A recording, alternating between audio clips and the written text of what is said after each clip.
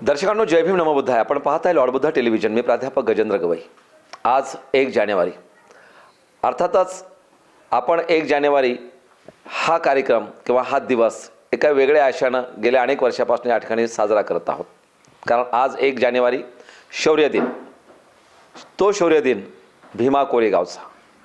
1 जानेवारी 1818 या दिवशी अभूतपूर्व असं शौर्य गाजवलं गेलं आणि खरं तर गुलामीला या ठिकाणी समूळ उपटण्यात आलं. आणि त्याच अनुषंगानं आज विविध विषयावर आजच्या परिस्थितीला धरून आपण काही विषयावर अनेक मान्यवरांसोबत चर्चा करण्याचा प्रयत्न करतो आहोत. आज बुलढाणा शहरामध्ये माझ्यासोबत ज्येष्ठ साहित्यिक, आंबेडकरी विचारवंत सर्जेराव चव्हाण आपल्यासोबत जुळलेले आहेत आणि जाणून घेऊया त्यांच्याकडनं की काय आहे भीमा कोरेगावचा इतिहास आणि त्याच अनुषंगानं ती प्रेरणा, ती ऊर्जा कशी आपल्याला टिकून ठेवता येईल. दादा, लॉर्ड बुद्धा टीव्हीच्या या कार्यक्रमामध्ये तुमचं स्वागत आहे. एकंदरीत भीमा कोरेगावबद्दल काय सांगाल? तुम्ही म्हटल्याप्रमाणे भीमा कोरेगावचा इतिहास ही आपल्या पूर्वीची जी संस्कृती आहे आपली, ज्याला आपण महार म्हणू, तर त्या महार संस्कृतीचा जो शौर्य आहे त्या शौर्याची मुहूर्तमेढ म्हणजे भीमा कोरेगाव आहे. अच्छा. इंग्रजाच्या काळामध्ये महार जमातीनं, महार जातीनं, म्हणजे आजचे बुद्ध, त्याने जे त्या काळात शौर्य दाखवलं, त्याचा तो जिवंत इतिहास म्हणजेच महारचं आपले हे शौर्य दिन. तर आपण इंग्रजांनी सुद्धा हे ओळखलं होतं की भारतामध्ये महार हीच एक जात जी पेशव्यांना पूर्ण करू शकते, हे यांना कळून चुकलं होतं. आणि म्हणून त्यांनी महारांचा वापर केला आणि तिथे पेशवाईचा पाडाव केला आपण. आणि त्याचाच त्यांची आठवण म्हणून त्या शौर्यस्तंभावर त्या हुतात्मा, मी हुतात्मा म्हणून त्यांना आता, त्या महाराजांचं स्मारक आजही जिवंत आहे. आणि ते आपल्या पुढच्या पिढीला, म्हणजे आजच्या पिढीला, जर समजा ते स्तंभ नसता पण आजच्या नवीन पिढीला काय माहीत राहणार दादा, हे नवीन पोरांना. तर त्या याच्यामुळं कमीत कमी शौर्य दिना दिवशी तरी 1 जानेवारीला, आता ते केव्हापासून सुरू आहे हे तुम्ही आता सांगितलं, त्याच्यामुळे काय होतं की आपला जो समाज आहे तर त्या स्तंभाकडे पाहून रक्त उसळतं तरुणाईचं. त्यानिमित्तानं पूर्ण महाराष्ट्रातला समाज, बौद्ध समाज आणि किंवा भारतातली काही मंडळी तिथे येतात, अभिवादन करतात आणि आपल्या महार सैनिकांच्या प्रती आदर व्यक्त करतात.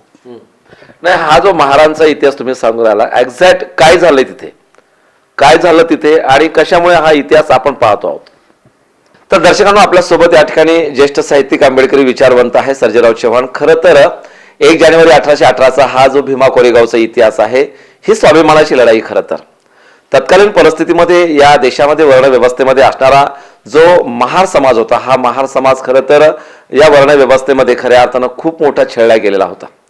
गळ्यामध्ये थुंकण्यासाठी असणारी या ठिकाणी मडकं आणि पाठीमागे असणारा झाडू, खरं तर हा जो संघर्ष जगत होता हा परिवार किंवा हा जो समाज जगत होता. आणि त्या काळामध्ये सिद्धनाथ महाराणे त्यांचे जे काही वंशज होते किंवा त्यांचे जे काही सहकारी होते, हे पेशवाकडे गेले आणि त्यांनी सांगितलं की आता जी काही लढाई पुढे होते आहे ब्रिटिशांमध्ये आणि पेशव्यांमध्ये, आम्ही पेशव्याच्या सोबत लढायला तयार आहोत. विनंती एकच असेल की आमच्या गळ्यातलं हे जे गाडगं आहे, ही जे गुलामीचा फास आहे, हा तुम्ही हटवला गेला पाहिजे. परंतु सत्तेचा माज किंवा उन्माद असणारा पेशवा या ठिकाणी धर्माच्या खऱ्या अर्थाने या असणाऱ्या अवडंबरा पुढे खऱ्या अर्थानं तो झुकला आणि खरं तर त्यानं जाहीर सांगितलं, निष्ठून सांगितलं की मी कुठल्याही प्रकारचं अशा पद्धतीनं या ठिकाणी तुमच्या गळ्यातलं हे गाडगं किंवा कमरेचा झाडू हटवला गेणार नाही. तुम्ही गुलाम आहात, नीच आहात आणि खरं तर तुम्हाला हीनच ही वागणूक दिली पाहिजे, असा हा धर्म आम्हाला सांगतो आहे. आणि पुढे जाऊन त्यांनी सांगितलं आम्हाला स्वतः एक वेगळी वस्ती निर्माण करण्यासाठी, स्वतःचे विहिरी खोदण्यासाठी आम्हाला जमीन उपलब्ध करून द्या. त्याही वेळेस या ठिकाणी पेशव्याच्या माध्यमातून सांगितलं गेलं, सुईच्या टोकावरती बसेल एवढी सुद्धा जमीन या ठिकाणी तुम्हाला देण्यात येणार नाही. आणि खरं तर मग त्यावेळेस या ठिकाणी हा जो काही स्वाभिमान जागा झाला सिद्धार्थ महार आणि त्यांच्या सहकार्यामध्ये, आणि मग त्यांनी ठरवलं आता खऱ्या अर्थाने ही वेळ आलेली आहे आपल्यातलं शौर्य दाखवण्याची. आणि म्हणून ते ब्रिटिश सरकारमध्ये या ठिकाणी दाखल झाले आणि ही लढाई झाली. खरं तर भीमा कोरेगावची लढाई संपूर्ण विश्वामध्ये, संपूर्ण देशामध्ये एक नाविन्यपूर्ण अशी लढाई आहे की अतिशय अल्पसंख्या असलेल्या लोकांनी जवळजवळ 28,000 लोकांच्या पेशव्यांना या ठिकाणी पराभूत केलं. आता आपण पाहतो सर्जेराव साहेब की दरवर्षी या ठिकाणी लाखोच्या संख्येनं भीमा कोरेगाव लोक जमा होतात. ठीक आहे, मला म्हणायचं ही जी असणारी संख्या मतदानामध्ये, राजकारणामध्ये, आंबेडकरी चळवळीला दिशा देण्यासाठी, संविधानाला या ठिकाणी खऱ्या अर्थानं पुढे नेण्यासाठी या ठिकाणी कशा पद्धतीनं काय या ठिकाणी कारणीभूत ठरत नाही? याचं कारण असं दादा,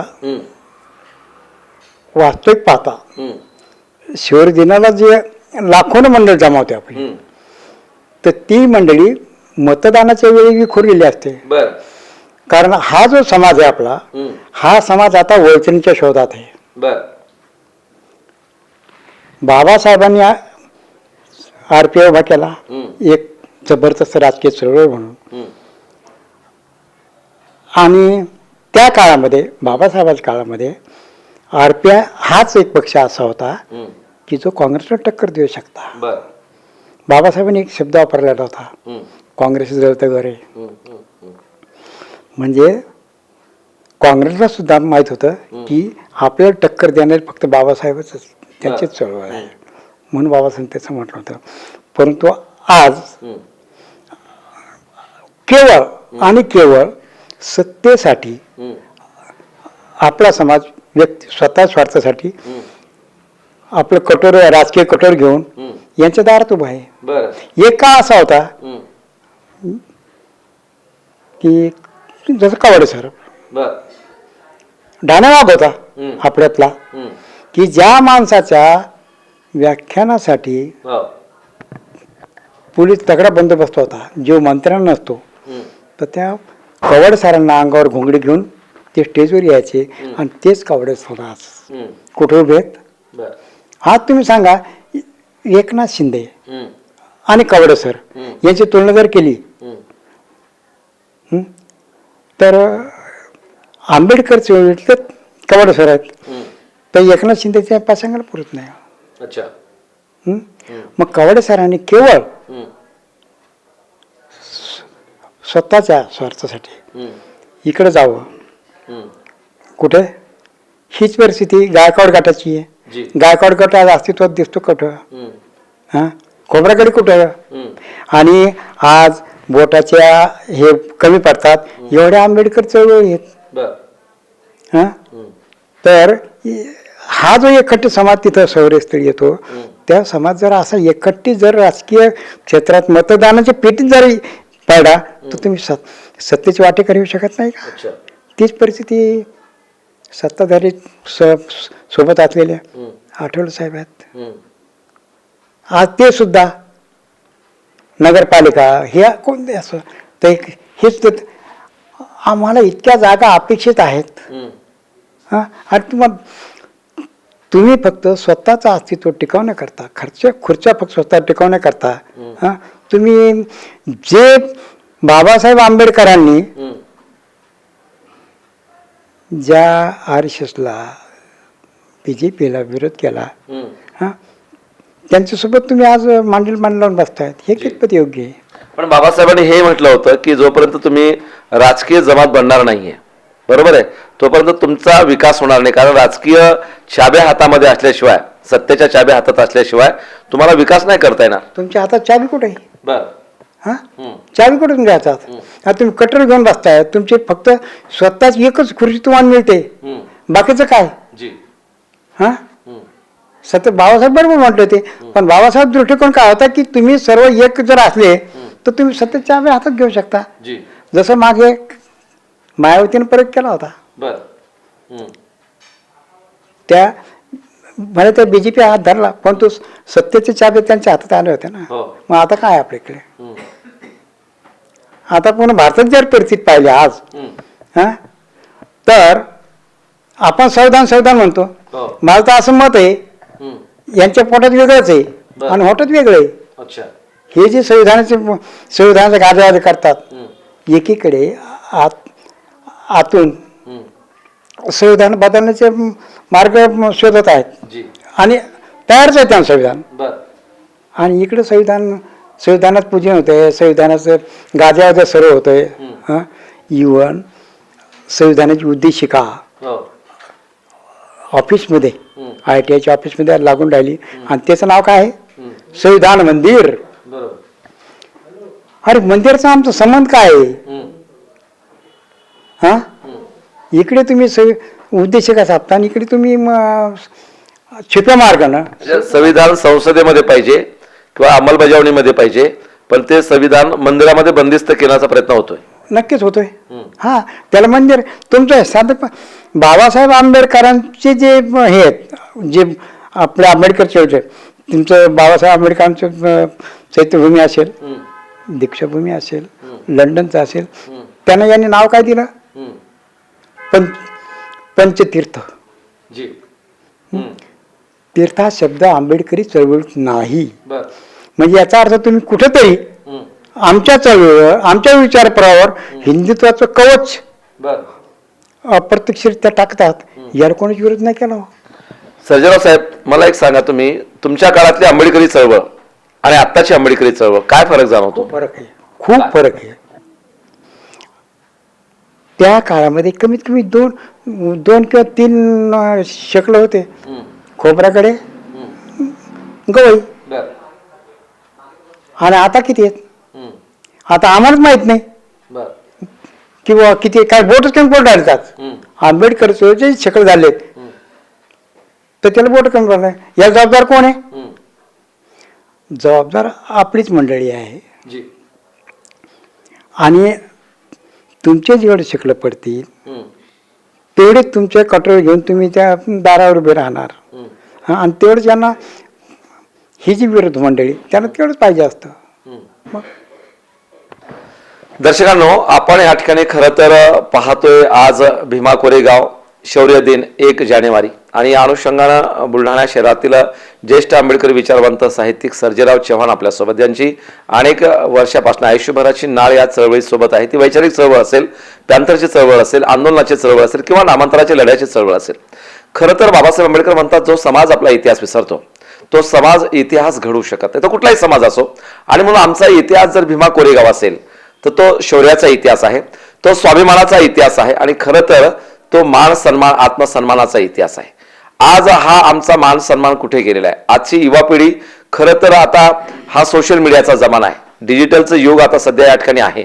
आणि या युगामध्ये सर्वही केवळ व्हॉट्सअपच्या विद्यापीठांमध्ये किंवा व्हॉट्सअप युनिव्हर्सिटीमध्ये की मेसेज इकडचे तिकडे आणि तिकडचे इकडे फॉरवर्ड करण्यामध्ये या ठिकाणी आजचा हा असणारा रील स्टार ज्याला आपण म्हणूया असा आमचा युवक या ठिकाणी खऱ्या अर्थानं मशगूल आहे. कुठेतरी रीलच्या माध्यमातून 2 पैसे आम्हाला उपलब्ध होतील काय, असाही एक प्रोपोगंडा या युवकांमध्ये, तरुणाईमध्ये आपल्याला जाणवतोय. पण वैचारिक विचार वारसा या ठिकाणी पुढे घेत जात असताना जी लोक सर्व जगलीत आणि त्याच लोकांना आजच्या या शौर्य दिनाच्या निमित्तानं आम्ही जाणून घेण्याचा प्रयत्न करत आहोत. चव्हाण साहेब, खरं तर आजच्या या तुमच्या इंटरव्ह्यूच्या निमित्तानं मला एक प्रश्न असा विचारायचा आहे की आज आपण सातत्यानं म्हणतो संविधान धोक्यात आहे, संविधान धोक्यात आहे. खरं तर हे संविधान धोक्यात असण्यासाठी किंवा संविधानाची अंमलबजावणीच्या दृष्टिकोनातून, संविधानाचा अवेअरनेस किंवा जनजागृती होण्याच्या दृष्टिकोनातून याला कोण कोण जबाबदार धरताय तुम्ही? एक तर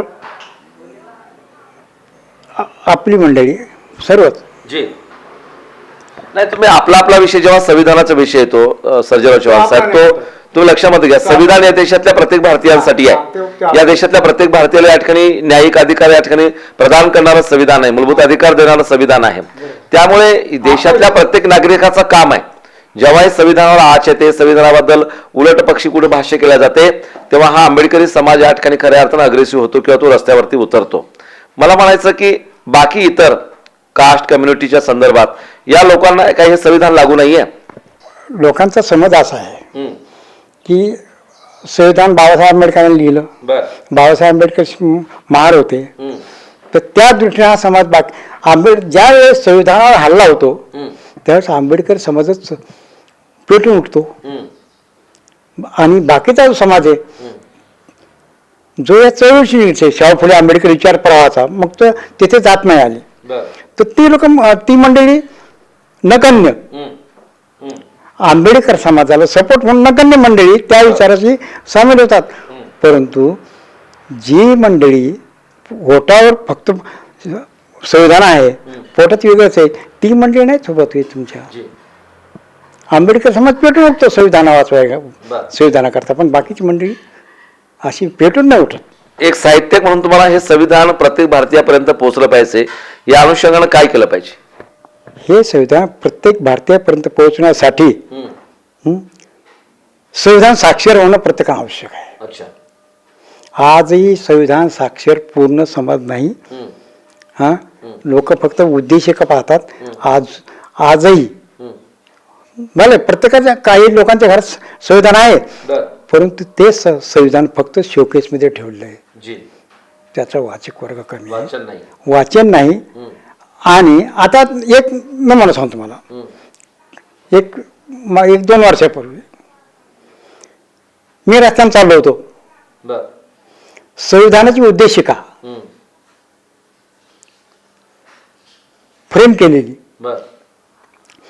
मी थोडंसं आडसं म्हणून बाथरूमवर चाललो होतो, तर तिथे ते उद्देशिका फेकून दिली होती, फेकून दिल्या अवस्थेत. ती उद्देशिका मी उचलली, घरी घेऊन गेलो. म्हणजे अजूनही लोकांच्या मध्ये, आणि तिथली जी वस्ती होती त्या वस्तीमध्ये एकही आंबेडकरी विचाराचं घर नव्हतं, सोफिस्टिकेटेड. म्हणजे अजूनही हा जो उच्चवर्णीय समाज आहे, उच्चवर्णीय समाजाला अजूनही संविधान मान्य नाही. नाही तर ती उद्देशिका तशा ठिकाणी फेकलं तर ती साहेब, अजूनही माझ्या घरी ती उद्देशिका ठेवून दिली. तर खरं तर संविधानाबद्दल लोकांमध्ये अवेअरनेस नाहीये, आणि आता या देशामध्ये असलेल्या प्रत्येक भारतीय नागरिकाचं कर्तव्य आहे की प्रत्येकानं संविधानाच्या जनजागृतीसाठी बाहेर आलं पाहिजे. कारण संविधान खरं तर तुम्हाला सर्वांना न्यायिक हक्क अधिकार प्रदान करते. संविधानानं खऱ्या अर्थानं तुम्हाला तुमची एक भारतीय नागरिक म्हणून ओळख निर्माण करून दिलेली आहे. आणि त्याच अनुषंगानं आपण आजचा हा जो दिवस अतिशय महत्त्वाचा आहे, वर्षाचा पहिला दिवस आहे, आणि सोबतच भीमा कोरेगावचा शौर्याचा इतिहास आहे. ज्या पद्धतीनं चव्हाणसाहेब तत्कालीन 500 महारांनी स्वाभिमानासाठी पेशव्याच्या विरोधामध्ये संघर्ष केला, तो पेशव्याच्या विरोधातला संघर्ष आज सत्तेच्या विरोधातला संघर्ष करण्यासाठी आपल्याला काय करावं लागेल? संविधान साक्षर होणं आवश्यक आहे. नाही, मला म्हणायचं सत्तेच्या संघर्षासाठी आपण काय केलं पाहिजे? सत्तेच्या संघर्षासाठी तुम्हाला शाहू फुले आंबेडकर विचार प्रवाह जिवंत ठेवून तुम्हाला हा संघर्ष करणं आवश्यक आहे. कारण सध्या अजून फक्त स्वरूप बदललेले, प्रवृत्ती तीच आहे. कोणती? आज एक आहे, तुमच्या घरात गाडगे येणार नाही, पाठीमागे थुंकायला झाडू नसेल, परंतु अप्रत्यक्षरित्या पुन्हा एकदा वर्ण वर्चस्ववाद वेगळ्या मार्गानं, छुप्या मार्गानं तुमच्या डोक्यावर येऊन राहिला. एवढे परिस्थिती आपल्याला जाणवत असेल तर मग या भीमा कोरेगावच्या संपूर्ण इतिहासातून आंबेडकरी समाजानं या ठिकाणी काय शिकलं पाहिजे? आंबेडकर समाजाला शिकण्यासारखं आजच्या परिस्थितीमध्ये संविधान तर धोक्यात आहे, हे उघड बोलतो मी. संविधान धोक्यात आहे, आणि संविधान धोक्यात आलं म्हणजे आपण सुद्धा वर्ण वर्चस्वाच्या पगड्यामध्ये किंवा जोखंडामध्ये आपण अजूनही अडकलेलो आहोत. आज आपला युवक व्यसनाधीन होतोय, वाचन कमी आहे, नोकऱ्या नाहीत, बरोबर. आणि बौद्ध समाज ज्याला आपण म्हणू, तो समाज ज्यावेळेस उच्चवर्णीय अवस्थेमध्ये जातो त्यावेळेस त्या समाजावर सुद्धा अप्रत्यक्ष लोकांचा पकड आहे, बरं का. आणि संविधान काय करता हे तर आमच्या भगवद्गीतेमध्ये सांगितलेलं आहे, हे तर आमच्या रामायणामध्ये सांगितलेलं आहे. ही मंडळी संविधानाला वेगळ्या मार्गाने आणून राहिली मंडळी. त्याच्यामुळं तुम्हाला मतपेटी जर तुमची सोबत ठेवायची असेल, मतपेटी सोबत ठेवायची असेल तर अजूनही वेळ गेलेली नाही. तर तुम्हाला सर्वांना सोबत घेऊन जर तुम्हाला सत्ताच काबीज करायची असेल तर भीमा कोरेगावला फक्त भावनात्मक तुम्ही एक होऊन राहाल. भीमा कोरेगाव हा फक्त एक गर्दी खूप होते ना. आता माझी मिसेस आमच्याच घरी, मी दरवर्षी भीमा कोरेगावला जाईन. काय फक्त गर्दी होते, पण तू तिथून का आणता तुम्ही? ते महत्वाचं. आज चैत्य का अलोट गर्दी असते, मग ही अलोट गर्दी मतदानाच्या पेटीत का नाही दिसत बाबा आपल्याला? हं? तिथे तुम्ही एक मग हे मतदानाच्या पेटीमध्ये दिसण्यासाठी काय सम्यक संकल्प आपण केले पाहिजे? जसं भीमा कोरेगावच्या त्या शूरवीर महाराजांना आपण त्या ठिकाणी प्रणाम करतो, अभिवादन करतो, सॅल्यूट मारतो, ठीक आहे. मग ते सॅल्यूट मारत असताना किमान आजची या समाजाची असणारी परिस्थिती, आंबेडकरी समाजाची असणारी दयनीय अवस्था किंवा याच्यातून बाहेर पडण्यासाठी आपण काय मतदानाच्या दृष्टीने काय सम्यक संकल्प केले पाहिजे? आता मुद्दा असा आहे दादा, मतदानाच पेटून तर कारण काय होऊन राहिलं, आपला समाज तुमच्या जिल्ह्यामध्ये आमदार कोण आहे, खासदार कोण आहे, हा, मग ही राजकीय मंडळी तुमचा वापर करतात. समजा उद्या बाबासाहेब आंबेडकर जयंती आहे, किंवा आता मागच्या वर्षीच भीमा कोरेगावची रॅली निघाली आपल्या इथून, तर माझं म्हणणं काय, तुम्ही भीमा कोरेगावची रॅली काढताना मग तुम्हाला जे कॉन्ट्रीब्युशन आहे समाधान मागा ना तुम्ही. या राजकीय लोकांच्या याच्या खाली कशाला जाता? आणि ह्या मंडळाला तेच पाहिजे, ही मंडळी, या मंडळीला तुम्ही आमिष देते मंडळी, आणि त्याच्या आमिषाला तुम्ही बळे पडता. आमिष तरी कोणता? आर्थिक बाब. कार्यक्रमावर पैसा कमी पडतो राजकीय लोक, आणि त्यांना तेच पाहिजे. या राजकीय लोकांचा आश्रय तुम्ही बरोबर नाही. कारण आज तुम्ही पहा, भारतामध्ये आपली साक्षरतेचं प्रमाण काय आहे याचा विचार न केला खूप जवळजवळ आपण 80-90% गेलो. मग हे तुम्ही मतपेटीत का जात नाही? हा तुम्ही विखरला. हे मतपेटीमध्ये जाण्यासाठी तुम्हाला काय वाटतं, काय केलं पाहिजे? मग आता तुम्ही जाणकार आहात, वयोवृद्ध आहात, तुम्ही अनेक चळवळी अनुभवल्यात, आंबेडकरी चळवळीचे तुम्ही एक भाग आहात, काय सजेशन करणार तुम्ही मतदारांना? मतदारांना माझं एकच म्हणणं आहे की अजूनही पुलाखालून पाणी गेलेलं नाही, गेलं आहे ते वाहू द्या, पण इथून पुढे तरी व्यक्तिगत हेवे दावे, एकमेकावर खोबऱ्याकडे गट करतो, गहू गटाव टीका, कवाडे करतात, एक तुमच्या आज हे जे आठवले आहेत, आठवले टीका करतात. तर ह्या टीका टिकणी बाळासाहेब आठवलेकडे टीका करतात. आठवली त्यांना म्हणतात मी बाजूला सरतो, तुम्ही एक या. अरे पण हे प्रत्यक्षात का नाही होत तुम्ही? हे फक्त एकमेकाला असं बोलता तुम्ही, फक्त प्रत्यक्ष भेटी म्हणून नाही, फक्त संदेश देता की बाबा बाळासाहेबांनी यावं, आपण एक होऊ. हे तुम्हाला सर्व समजतंय, आपण एक आलं पाहिजे, पण एक होत नाही मंडळी, एक केवळ स्वतःच्या स्वार्थापोटी. दर्शकांनो, आपण पाहताय भीमा कोरेगावचा हा विशेष कार्यक्रम. आज 1 जानेवारी आणि शौर्य दिनाच्या निमित्तानं आपण काही व्यक्तिमत्वासोबत त्यांच्या मनोभावना ज्या आहेत, ज्यांनी चळवळ जगली, ज्यांना चळवळ तगवली आणि ज्यांना चळवळ पुढे नेण्याची आयुष्याच्या शेवटी एक प्रचंड मानसिकता आहे की आपण ही पुढे नेली पाहिजे. खरं तर उद्याच्या भावी पिढीच्या खांद्यावरती, अर्थात तरुणाईच्या खांद्यावरती ही आंबेडकरी आणि वैचारिक संविधानाची चळवळ आहे. ही चळवळ पुढे घेत असताना आम्हाला राजसत्तेच्या चाव्या आमच्या हातामध्ये कशा येतील किंवा आमचे लोकप्रतिनिधी या निर्णयात्मक ज्या काही धोरणं या ठिकाणी पॉलिसी ठरवल्या जातात त्या ठिकाणी कसे पोहोचतील, अशा पद्धतीचं एक नियोजन आम्हाला भविष्यासाठी नक्कीच करावं लागेल. आणि कारण बाबासाहेब आंबेडकरांनी दिलेलं भारतीय संविधान खऱ्या अर्थानं आमच्या उत्थानासाठी, आमच्या विकासासाठी हे प्रेरणादायी आहे. खरं तर हा इतिहास जो आहे भीमा कोरेगावचा, तो प्रेरणा देणारा इतिहास आहे, स्वाभिमान जागवणारा इतिहास आहे, गुलामीकडून खऱ्या अर्थानं स्वाभिमानाकडे घेऊन जाणारा इतिहास आहे.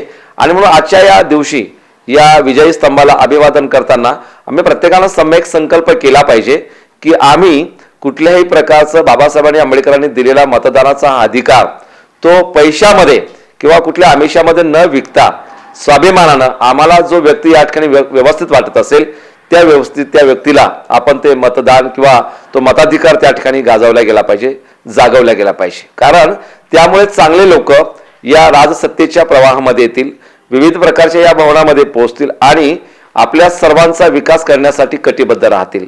पण आज राजसत्तेच्या चाब्या ह्या पारंपरिकपणे त्याच परिवाराकडे जात आहेत आणि म्हणून आता उभरत्या नेतृत्वाशिवाय किंवा नवीन नेतृत्वाशिवाय या समाजाला सुद्धा गत्यंतर नाही. सर्जेराव साहेब, खरं तर तुमच्यासोबत खूप बोलायचं, पण मला वेळेची पाबंदी आहे. तुम्ही अतिशय वेळात वेळ काढला, या ठिकाणी माझ्यासोबत जुळलेत आणि एक महत्वाचा चांगला संदेश समाजाच्या एकीकरणाचा दिला. पुन्हा एकदा जाता जाता काय समाजाला सांगाल? समाजानं अजूनही वेळ गेलेला नाही. समाजानं सर्व प्रकारचे व्यक्तिगत हेवे द्यावे, राजकारणाचे हेवे द्यावे. इव्हन इथपर्यंत म्हणतो मी की जर तुम्ही समाज म्हटले, समाजमध्ये जर विशिष्ट समाज, जर बौद्ध समाज जर म्हटलं तर बौद्ध समाजानं सर्वात महत्वाची जी कीड लागलेली आहे की ज्या कीडमुळं बाबासाहेब सुद्धा हरले, त्या कीडमुळं की जी या समाजाला लागलेली पोट जातीची कीड सर्वात मोठी कीड आहे. ही कीड जोपर्यंत जात नाही तोपर्यंत भारतीय बौद्धांची जी एकी आहे. तर खरं तर आमच्यामध्ये असणाऱ्या अनेक प्रकारच्या ज्या विविध विषयाला धरून जे काही हेवे दावे द्वेष मत्सर आहेत, व्यक्तिगत वाद आहेत, हे आम्हाला आता भविष्याच्या वेध घेत असताना या ठिकाणी पुढे घेऊन जावं लागेल. आपण पाहता लालबुद्धा टेलिव्हिजन, मी प्राध्यापक गजेंद्र गवई आपल्यासोबत जुळले होते. बुलढाणावरनं ज्येष्ठ साहित्यिक तथा आंबेडकरी विचारवंत सर्जेराव चव्हाण. आणि म्हणून पुन्हा एकदा आजच्या या शौर्यदिनाच्या निमित्तानं आपल्या सर्वांना शुभेच्छा देत असताना पुन्हा एकदा नव्या व्यक्तिमत्वासोबत आपण जुळत आहोत. तोपर्यंत बघत राहा लालबुद्धा टेलिव्हिजन. मी प्राध्यापक गजेंद्र गवई, कॅमेरामॅन विकास जीवण्यासह. जय भीम, नमो बुद्धाय. आप देख रहे हैं लॉर्ड बुद्धा टीवी.